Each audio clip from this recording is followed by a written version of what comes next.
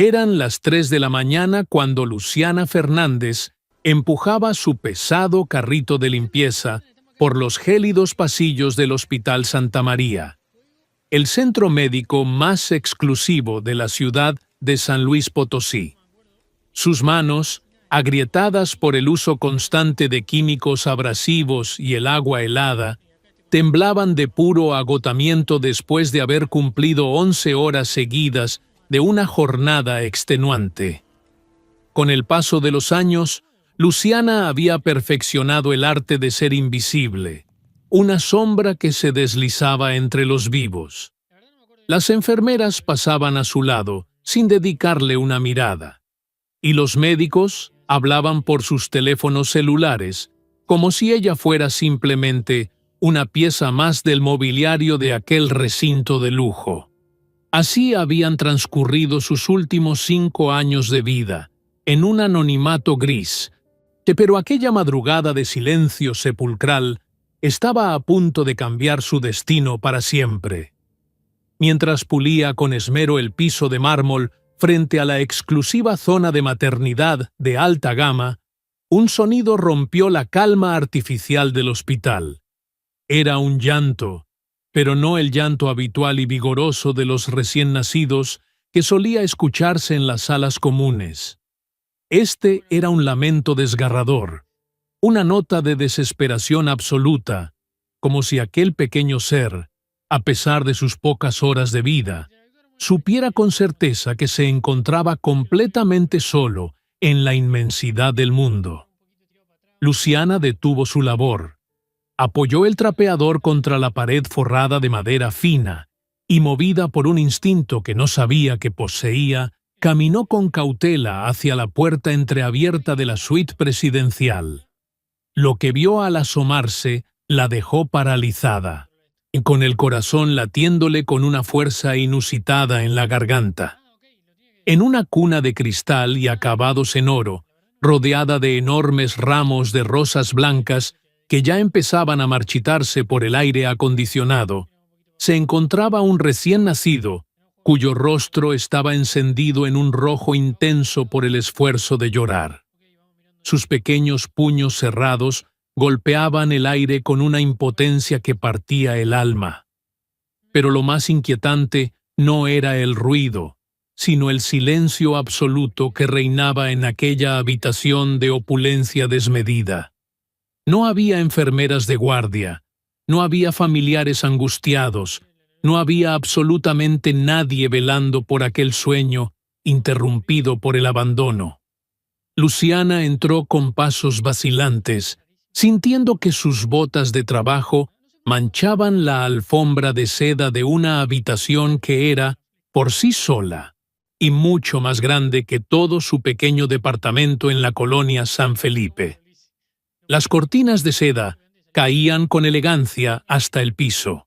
El sofá era de un cuero italiano que olía a coche nuevo, y la televisión de pantalla gigante permanecía apagada, reflejando el vacío de la estancia.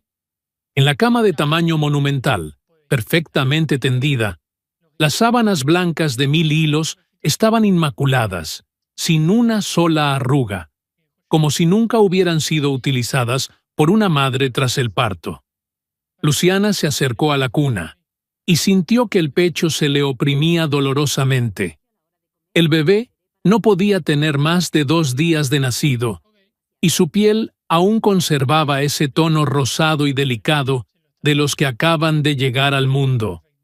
Llevaba puesto un mameluco de algodón egipcio, con un bordado primoroso que decía Mateo Villarreal Arellano, en un hilo dorado que brillaba bajo la luz tenue.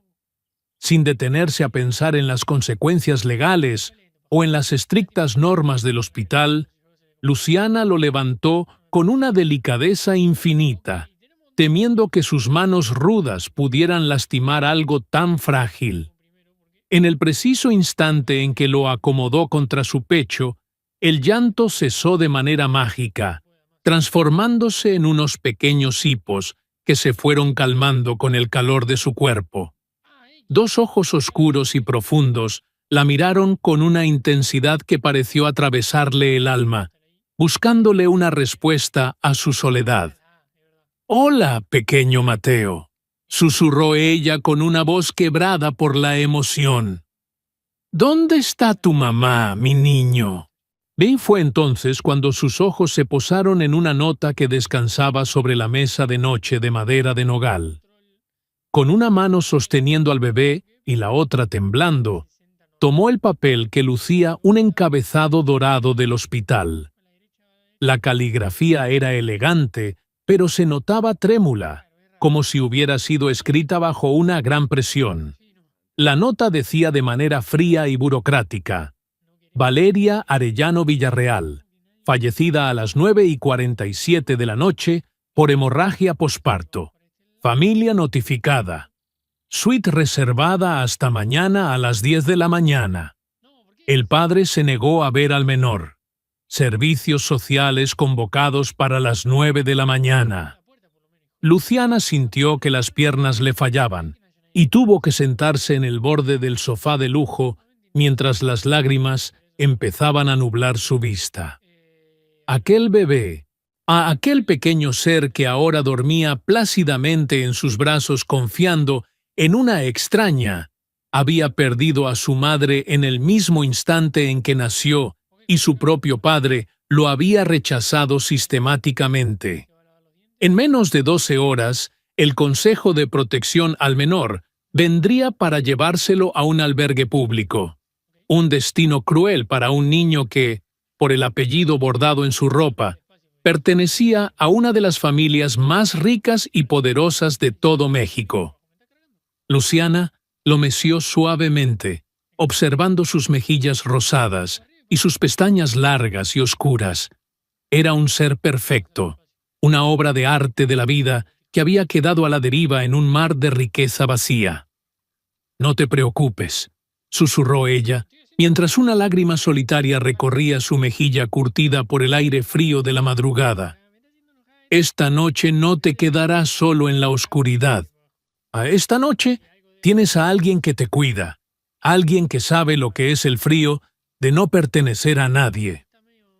Las horas pasaron en una burbuja de tiempo suspendido.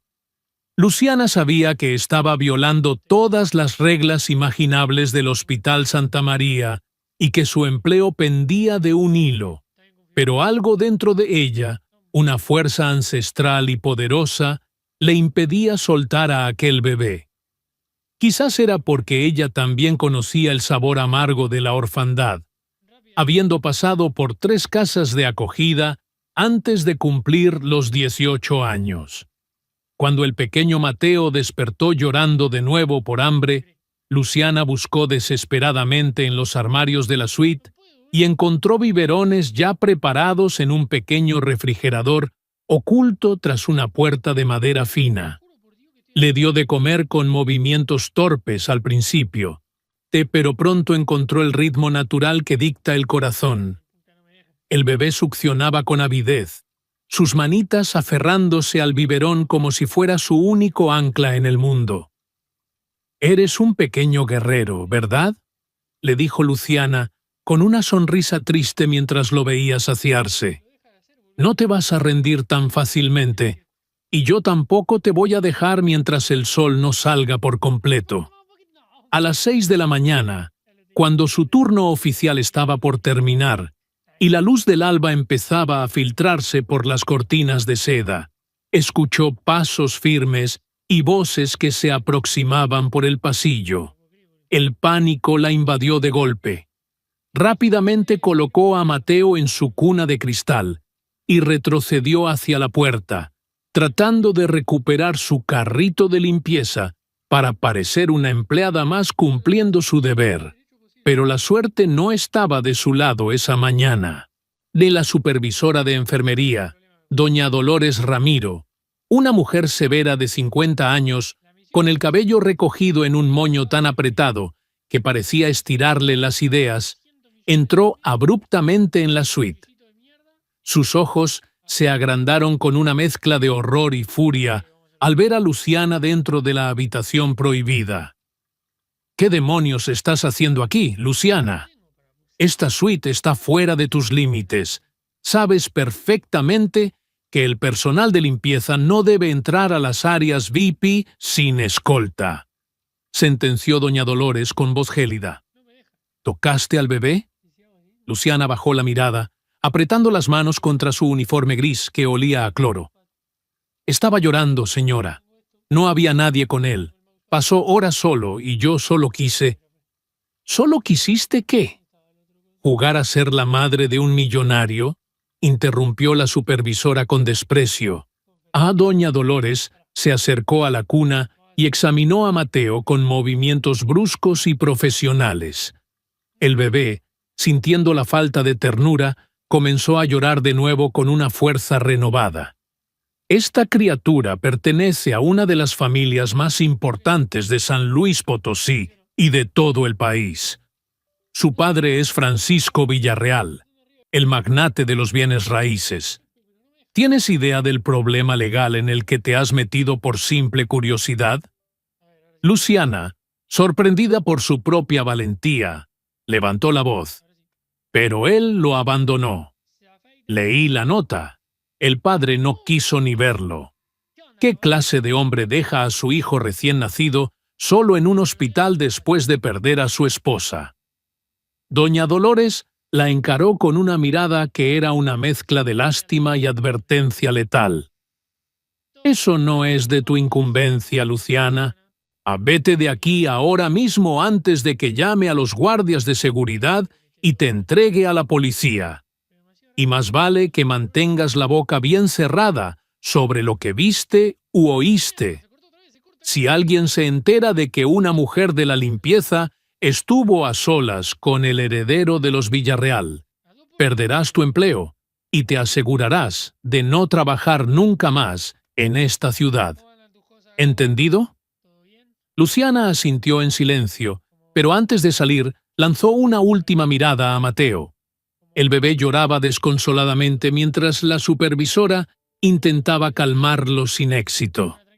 En el camino de regreso a su casa, sentada en un autobús viejo que recorría los kilómetros hacia la periferia, Luciana no podía dejar de pensar en esos ojos oscuros y en la fragilidad de aquel niño. Cuando llegó a su diminuto departamento de una sola habitación, se dejó caer en su sofá desgastado y lloró con un sentimiento que no conocía. Lloró por Mateo, lloró por la madre que nunca lo conocería, y lloró por la soledad que ambos compartían en mundos tan distintos. Sin embargo, el destino, ese tejedor incansable de encuentros improbables, tenía planes que ella no podía siquiera imaginar en medio de su miseria. 3 días después, cuando Luciana llegó al hospital para su turno nocturno, el ambiente estaba cargado de una tensión inusual, y el personal hablaba en susurros por los rincones. Teresa, una enfermera joven con la que a veces compartía un café rápido, se le acercó de manera conspiradora. «Es por el bebé de los Villarreal», susurró. «El padre se lo llevó hace 2 días, pero dicen que el niño no para de llorar. No acepta a ninguna de las niñeras de élite que han contratado. Allá han pasado 7 profesionales por esa mansión y ninguna aguanta más de 3 horas. El señor Villarreal está desesperado. Dicen que ofrece 30,000 pesos mexicanos al mes a quien logre calmar a su hijo». 30,000 pesos mexicanos era una cifra astronómica para Luciana. Ella ganaba apenas 5,000 pesos, limpiando 12 horas al día en condiciones deplorables. Ese dinero cambiaría su vida por completo. Podría pagar sus deudas acumuladas y quizás cumplir su sueño de estudiar enfermería para dejar de ser invisible. Pero no era el dinero lo que hacía que su corazón latiera con fuerza, sino la imagen de Mateo sufriendo. Esa noche, mientras limpiaba el consultorio del doctor Santiago Orozco, el pediatra privado de la familia, vio una carpeta abierta sobre el escritorio de caoba y no pudo evitar leer el informe médico del menor. El informe describía con frialdad clínica que Mateo presentaba signos de estrés extremo, rechazo al alimento y un llanto constante que no cedía ante ningún estímulo conocido. Al final, había una nota manuscrita del doctor Orozco. Recomiendo con urgencia la presencia de una figura materna estable. El padre está considerando la opción de la adopción internacional si la situación no mejora en las próximas 48 horas. Luciana sintió que algo se rompía definitivamente dentro de ella. No permitiría que aquel bebé terminara en el sistema judicial como ella. No si podía hacer algo para evitarlo, aunque tuviera que enfrentarse al hombre más poderoso de la región. Con las manos temblando como nunca antes, Luciana buscó el número de la mansión Villarreal en el directorio de emergencias del hospital y marcó desde su teléfono celular con el saldo casi agotado. Tras ser rechazada groseramente por un mayordomo que exigía certificaciones académicas, una segunda voz, profunda y áspera, tomó el auricular. Era una voz cargada de un cansancio que iba más allá de lo físico, una voz que arrastraba el peso de la muerte y la culpa. ¿Usted es la mujer que estuvo con mi hijo la noche en que nació?, preguntó Francisco Villarreal, y Luciana supo de inmediato que hablaba con el hombre de la suite presidencial. Sí, señor Villarreal, soy Luciana. Lo encontré solo y llorando, y lo sostuve durante horas porque no podía dejarlo así, respondió ella con una honestidad que desarmó por un momento la arrogancia del millonario. No, ¿por qué cree usted que puede hacer lo que 7 profesionales con títulos internacionales no han logrado?, inquirió él con un tono que oscilaba entre el escepticismo y la desesperación absoluta de quien ha probado todas las opciones lógicas. Porque él me reconoce y yo lo reconozco a él, sentenció Luciana. Sé lo que es estar solo en este mundo, señor, y su hijo también lo sabe. Quizás él no necesita una profesional, sino a alguien que entienda su dolor. Hubo un silencio prolongado al otro lado de la línea, solo roto por el llanto distante y agónico del bebé que llegaba a través del teléfono. Venga mañana a las 9 de la mañana. Calle Lomas de Chapultepec, número 142. Si logra que deje de llorar por más de 30 minutos, el empleo es suyo. Si no, habrá perdido su tiempo. Y no quiero volver a saber de usted. ¿Sí, entendido? Luciana aceptó de inmediato y colgó, dándose cuenta de que acababa de pactar una cita con el destino.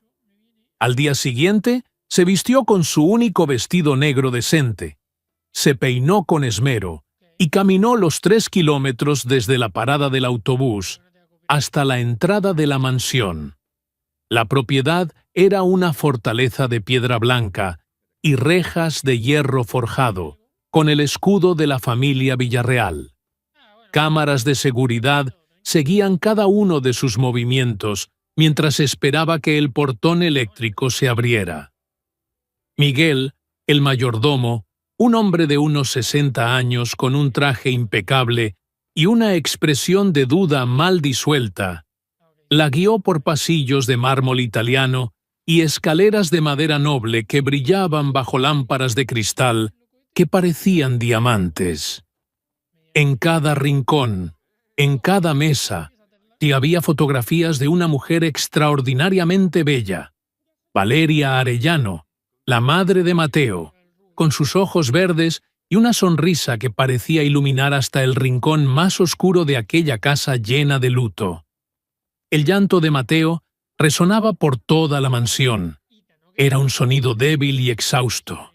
El llanto de un niño que ya no tiene fuerzas, pero no puede detener su agonía. En la sala de estar del segundo piso estaba Francisco Villarreal. Era más joven de lo que Luciana imaginaba, de unos 35 años, alto y de constitución atlética, pero con el rostro devastado por la falta de sueño y la pena.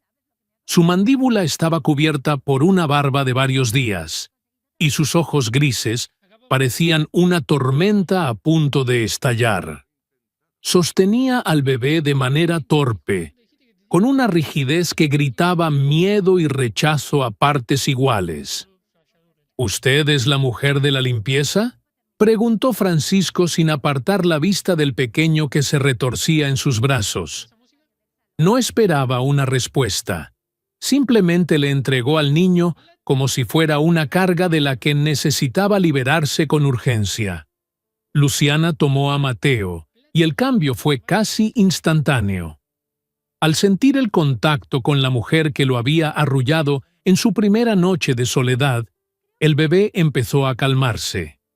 Ella lo acomodó contra su hombro, cerca de su corazón, y comenzó a susurrarle palabras dulces en voz baja, una melodía sin letra que fluía desde lo más profundo de su ser. Caminó hacia la gran ventana que daba al jardín de rosas y le mostró el movimiento de las hojas con el viento. «Mira, pequeño guerrero, aquí estoy de nuevo. No tengas miedo», decía ella mientras lo mecía con un ritmo pausado y seguro. San Francisco observaba la escena desde la sombra, en un silencio sepulcral, con los brazos cruzados y una expresión que Luciana no lograba descifrar. El reloj de la chimenea marcó los minutos: 10, 15, 20. Mateo cerró sus ojos hinchados, soltó un suspiro profundo, y sus puños, que habían estado cerrados con fuerza durante días, finalmente se relajaron sobre el hombro de Luciana. A los 30 minutos exactos, el bebé estaba sumido en un sueño profundo y reparador, algo que no había sucedido desde que abandonó el hospital. Francisco se acercó lentamente. Su voz era apenas un susurro cargado de asombro. ¿Cómo lo hizo? Luciana se volvió hacia él con los ojos llenos de una verdad sencilla.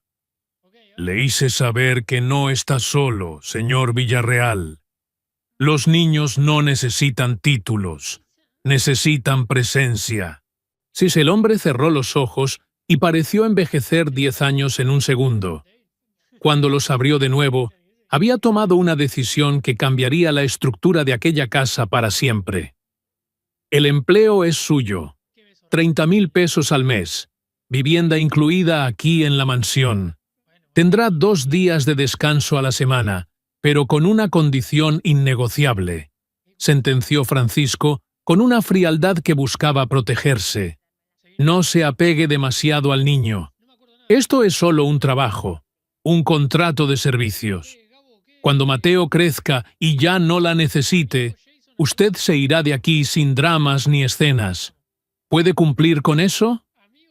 Luciana miró al bebé dormido en sus brazos y supo que estaba mintiendo antes de pronunciar la palabra, pero era el único camino para quedarse a su lado. Sí, señor Villarreal, puedo hacerlo.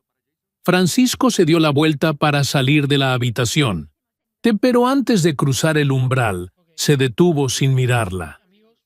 Mi hijo perdió todo antes de saber lo que era tener algo.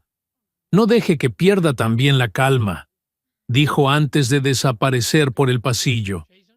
Luciana se quedó sola en la guardería, una habitación perfecta pintada de azul cielo con nubes blancas, rodeada de lujos que Mateo no podía entender. Se sentó en la silla de madera fina y juró en silencio que, sin importar lo que dijera aquel contrato frío, ella amaría a ese niño con la fuerza de 10 madres para compensar el vacío que el destino le había dejado. Esa misma tarde conoció a Concepción, a quien todos llamaban Concha, la jefa de cocina y verdadera alma de la casa. Concha era una mujer de unos 50 años, de manos robustas y ojos que desprendían una bondad maternal inmediata. «Qué bueno que llegaste, muchacha», le dijo mientras le servía un plato de sopa caliente en la cocina. Ese pobrecito niño necesitaba un corazón cerca, no una lista de diplomas colgados en la pared. El señor Francisco no es malo, pero se le murió el alma junto con la señora Valeria, y ahora ve al niño como el culpable de su desgracia. Los días en la mansión Villarreal transcurrían entre la rutina de cuidados de Mateo y la sombra constante de Francisco, quien evitaba entrar a la habitación de su hijo durante el día. Luciana se encargaba de todo: los baños tibios con esencia de lavanda, las tomas de leche a horas exactas y los paseos por el inmenso jardín donde el aire olía a pino y tierra mojada. Sin embargo, la paz se vio interrumpida una tarde por la llegada de Daniela Arellano, la hermana de la fallecida Valeria. Daniela era una mujer joven, de una belleza fría y calculada, vestida siempre con ropa de diseñador y una actitud de superioridad que recordaba a un invierno perpetuo. Entró en la guardería sin llamar, evaluando a Luciana con una mirada llena de prejuicios. ¿Así que tú eres la famosa mujer de la limpieza que hace milagros?, preguntó Daniela, mientras se acercaba a la cuna de Mateo con un gesto de fastidio. Espero que entiendas que tu estancia aquí es puramente temporal. La familia Arellano no está contenta con que un extraño de tu clase esté a cargo del heredero de nuestra fortuna. Luciana mantuvo la calma, sosteniendo a Mateo con firmeza. Solo estoy aquí para cuidar al niño, señora Arellano. Él necesita estabilidad y amor, nada más. Daniela soltó una risa seca que no llegó a sus ojos azules. Amor. Qué palabra tan pintoresca en boca de alguien como tú. Y lo que este niño necesita es recuperar el prestigio de su nombre, no los arrullos de una empleada. Mi padre ya ha hablado con los mejores abogados. No permitiremos que Francisco desperdicie la herencia de mi hermana en manos de cualquiera. En ese momento, la voz de Francisco resonó desde la puerta, cortante como un látigo de hielo. Daniela, te he dicho 1000 veces que no vengas sin avisar. Luciana es mi empleada y tiene mi total confianza. Retírate ahora mismo. Daniela se dio la vuelta con un movimiento elegante, enfrentando a su cuñado con una sonrisa desafiante. Solo vine a recordarte que la familia Arellano tiene derechos sobre Mateo. Mi padre no va a permitir que lo críes en este ambiente de luto y con personal no calificado. Nos vemos en el tribunal, Francisco. El golpe de la puerta al cerrarse dejó un eco amargo en la habitación. Francisco se acercó al ventanal, dándole la espalda a Luciana, y ella pudo notar cómo sus hombros se tensaban bajo su saco de lana fina. La guerra por el futuro de Mateo acababa de declarar sus primeras hostilidades. ¿Por qué me defiende, señor?, preguntó Luciana en voz baja, después de un largo silencio. Francisco se volvió y por primera vez la miró de verdad, reconociendo el cansancio en sus ojos y la devoción en sus manos. Porque usted es la única que no mira a Mateo como un fajo de billetes o como una carga política. Usted lo mira como un ser humano, y eso es algo que yo todavía no puedo hacer sin sentir que me falta el aire, confesó él con una vulnerabilidad que la dejó sin palabras. Luciana comprendió entonces que el verdadero trabajo no sería solo criar al niño, sino reconstruir el corazón de aquel padre roto. Esa noche, Luciana encontró a Francisco en la biblioteca, rodeado de carpetas legales y botellas de licor sin abrir. Se acercó y con una valentía que solo da el amor por un hijo ajeno, le propuso algo inesperado. Mañana, señor Villarreal, quiero que sea usted quien le dé el primer biberón de la mañana. No es una petición, es una necesidad del niño. Él necesita saber que su padre está ahí, no solo que paga las cuentas. Francisco protestó, alegando que no sabía cómo hacerlo, pero Luciana fue firme. Yo estaré a su lado. No dejaré que falle, pero tiene que empezar a ser padre antes de que los abogados decidan por usted. A la mañana siguiente, bajo la luz suave del amanecer potosino, Francisco Villarreal entró en la guardería con pasos vacilantes. Luciana le entregó a Mateo y le mostró cómo sostenerlo para que el bebé se sintiera seguro. Al principio, los movimientos del magnate eran rígidos, casi cómicos en su torpeza, pero cuando Mateo agarró con fuerza su dedo índice con su pequeña mano, algo pareció romperse en la armadura de Francisco. Una lágrima solitaria rodó por su mejilla y se perdió en la manta del bebé. Se parece a ella, Luciana. Tiene sus manos y su determinación, susurró él con la voz quebrada. Y tiene sus ojos, señor. Ojos que lo están buscando a usted, respondió ella con dulzura. Durante 30 minutos, el mundo exterior de demandas, herencias y chismes de sociedad desapareció por completo. Solo existían un padre, un hijo y una mujer que servía de puente entre dos soledades. Ese fue el comienzo de una transformación lenta pero profunda en la mansión. Francisco empezó a llegar más temprano del trabajo, ir a preguntar por los pequeños avances de Mateo y a compartir cenas sencillas con Luciana en el comedor, donde las conversaciones ya no eran solo sobre contratos, sino sobre la vida misma. Sin embargo, la familia Arellano no se quedó de brazos cruzados. Una mañana llegó una notificación oficial del Tribunal de Familia. Ricardo Arellano, el abuelo materno, había interpuesto una demanda por la custodia total del menor, alegando que Francisco Villarreal era un padre ausente y emocionalmente inestable que ponía en riesgo el bienestar del heredero. El juicio se fijó para dentro de 3 semanas y la estrategia de los Arellano era clara: destruir la reputación de Francisco y desacreditar a Luciana, presentándola como una oportunista que se aprovechaba del duelo de un millonario. «Van a intentar pisotearte, Luciana», le advirtió el abogado de Francisco, el doctor Santiago Orozco, durante una reunión de emergencia. «Investigarán cada rincón de tu pasado, cada error que hayas cometido. Si tienes algún secreto, es momento de contarlo». Luciana bajó la mirada, recordando sus años en las casas de acogida y la falta de un título profesional. «No tengo nada que ocultar, doctor. Solo soy una mujer que no quiso dejar a un niño solo en la oscuridad. Si eso es un delito, que me juzguen». Francisco se levantó y tomó la mano de Luciana frente al abogado, un gesto que selló una alianza más fuerte que cualquier contrato.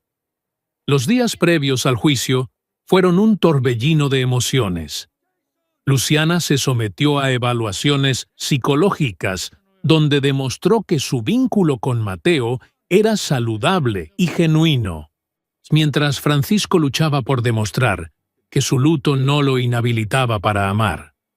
Una noche, mientras arrullaban juntos a Mateo, Francisco le confesó sus miedos más profundos.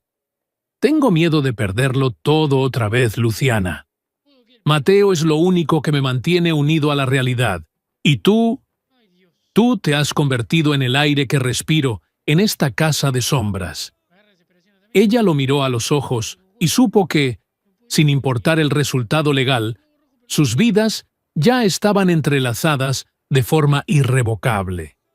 El día de la audiencia, el Tribunal de San Luis Potosí estaba rodeado de periodistas y curiosos atraídos por el escándalo de la familia Villarreal. Ricardo Arellano presentó testimonios de enfermeras del hospital que confirmaron que Francisco no quiso ver al niño el primer día y mostró fotos de Luciana en su antiguo uniforme de limpieza para denigrarla ante la jueza. Sin embargo, el momento decisivo llegó cuando Daniela Arellano fue llamada a declarar. Todos esperaban que hundiera a su cuñado, pero la mujer, tras mirar a Mateo que jugaba tranquilamente en los brazos de Luciana en la sala, cambió su discurso por completo. Mi padre quiere la custodia por el dinero y el control de las acciones de mi hermana, declaró Daniela con voz firme, provocando un jadeo colectivo en la sala. Pero durante estas semanas he visto algo que no creí posible. He visto a Francisco Villarreal aprender a ser padre gracias a Luciana Fernández. Ella no es una simple empleada. Es el corazón que mantiene viva la memoria de mi hermana a través del amor que le da a Mateo. Mi hermana Valeria no querría que su hijo fuera un trofeo de guerra. Querría que fuera amado como Luciana lo ama. El testimonio de Daniela fue el clavo final en la estrategia de Ricardo Arellano. La jueza, tras deliberar durante varias horas que parecieron siglos para Luciana, dictó una sentencia que hizo historia en la región. Reconoció la idoneidad de Francisco como padre y elogió la labor de Luciana, otorgando la custodia compartida bajo la supervisión de un consejo familiar, pero permitiendo que Mateo permaneciera en su hogar actual. Al salir del juzgado, bajo el sol brillante de la tarde, Francisco se arrodilló ante Luciana frente a todas las cámaras y le pidió que no fuera más su empleada, sino su compañera de vida. Mateo ya te eligió como madre aquella noche en el hospital. Ahora yo te elijo como mi esposa para siempre. Luciana aceptó entre lágrimas de felicidad, sabiendo que el camino no sería fácil, pero que el amor había triunfado sobre la ambición. Meses después, la mansión Villarreal ya no olía a luto y silencio, sino a flores frescas y a la risa borbullante de un niño que crecía sano y fuerte. Luciana finalmente pudo estudiar enfermería, cumpliendo su sueño profesional, mientras Francisco se convertía en un padre presente y amoroso que ya no temía al futuro. Habían construido una familia de los restos de un naufragio, demostrando que la verdadera nobleza no reside en los apellidos, sino en la capacidad de cuidar a quien no tiene a nadie. Al final de este largo camino, la historia de Luciana y Mateo nos enseña que la vida, en su infinita complejidad, suele presentarnos sus pruebas más duras, no para destruirnos, sino para revelarnos de qué material está hecho nuestro espíritu. Para quienes ya han recorrido gran parte del sendero de la existencia, es fácil comprender que la verdadera riqueza de un ser humano no se mide por las monedas de oro que acumula en sus arcas, sino por la profundidad de las huellas de amor que deja en el alma de los demás. La familia, ese concepto que a veces limitamos erróneamente a los lazos de sangre o a los documentos firmados ante un juez, es en realidad un acto de voluntad diaria, una decisión consciente de permanecer al lado de otro cuando el mundo exterior se vuelve frío y hostil. Aprendemos con los años que el destino no es una línea recta, escrita por fuerzas ajenas, sino un tejido que nosotros mismos vamos entrelazando con cada gesto de compasión y cada palabra de aliento que decidimos regalar. Luciana, a una mujer que para la sociedad era invisible, encontró su propósito más elevado en el acto más sencillo del universo: consolar el llanto de un niño desamparado. Su valentía no residió en enfrentar a los poderosos, sino en permitir que su propio corazón, ya lastimado por la vida, se abriera de nuevo para amar sin condiciones ni garantías de retorno. Esa es la verdadera sabiduría que llega con la madurez. Entender que dar es, en esencia, la forma más pura de recibir. La vejez nos otorga la perspectiva necesaria para ver que las tragedias, como la pérdida de Valeria o la soledad inicial de Francisco, son a menudo el abono necesario para que florezcan nuevos jardines de esperanza que nunca habríamos imaginado. No debemos temer a la oscuridad de la noche, pues es allí donde las estrellas de la bondad brillan con mayor intensidad. y guiando a aquellos que, como Luciana, están dispuestos a caminar por fe y no solo por vista. La vida nos llama a ser puentes, a ser refugio y a recordar que, mientras haya un ser humano dispuesto a sostener la mano de otro en medio de la tormenta, el mundo seguirá teniendo una oportunidad de redención.